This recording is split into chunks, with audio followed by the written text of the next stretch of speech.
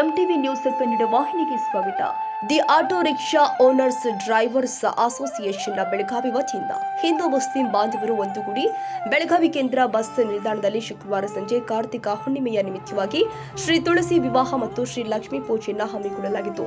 Market CPI Mahantesh ಧಾಮಣ್ಣನವರು ಪೂಜೆಯನ್ನು ನೆರವೇರಿಸಿದರು.